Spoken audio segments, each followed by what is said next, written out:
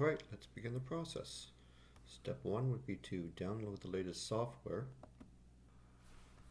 And if you just type in Auadacity, the correct spelling there, Auadacity download. Obviously, I'm going to choose Auadacity for Windows, but the option for Mac users is off there. And if there are any true geeks out there who use Linux, good on you. Okay, you definitely want the latest version.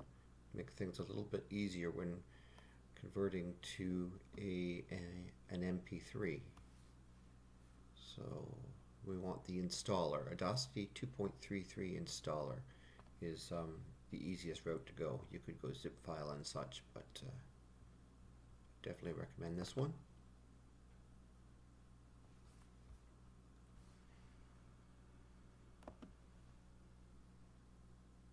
Click the download, save,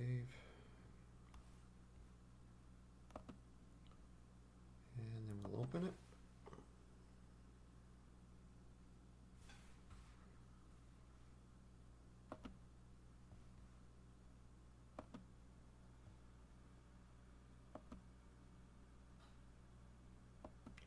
Pick most of the defaults there.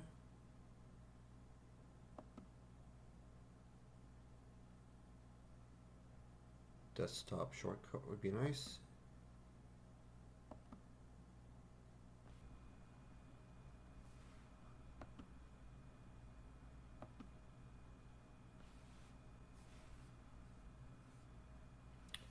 Alright, this is the startup screen. This is what you're faced with when you first begin. Now you want to make sure that you're getting the sound recording correctly, and you want to make sure the playback is working well as such. So it's just as simple as hitting the record button, and I'll just do a little test recording. And if you're fortunate, everything should work just as so. Playback.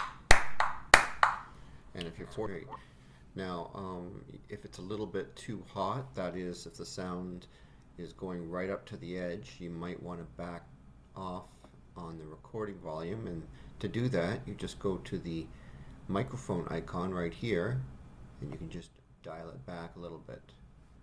Now if I'm not going to use this track, and I'm not, it was just a little test track, I'll just hit the little X here and do the process again.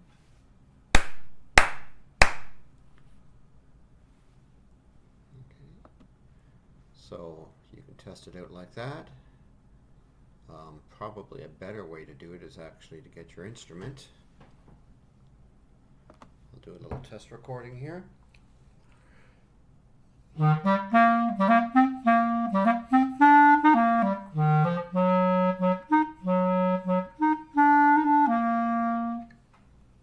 And as you can see, the waveform is well within the boundaries. We're getting a healthy signal, but it's not clipping at all.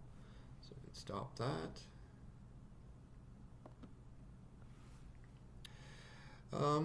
This tool right here is a handy little tool, and what it allows you to do is select things, and in this case I'm going to select just this section right before the waveform. I'm going to delete it. I just highlight it and I go to my keyboard and I click delete, and I get rid of that, and just clean it up a little bit. And same on the back end, just hit delete, slide over here, and there we go. We've successfully recorded a track. Now if you're not as lucky and the sound doesn't come out, you might have to experiment a little bit with the microphone features. So right up here we've got the microphone options, and if I click here I can see I have a few options there that will allow me to change things.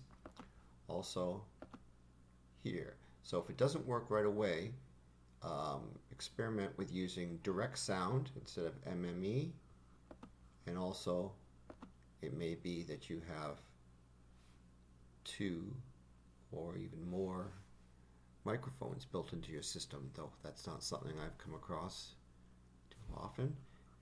If you're getting a nice healthy waveform, like this, but you can't hear it, then check your speaker options. It may be that it's coming through the computer speakers, or it may be that it's looking for headphone outputs. So that might explain why you may find instances where you can see a nice healthy waveform like this, but can't hear anything. So experiment with the speaker output.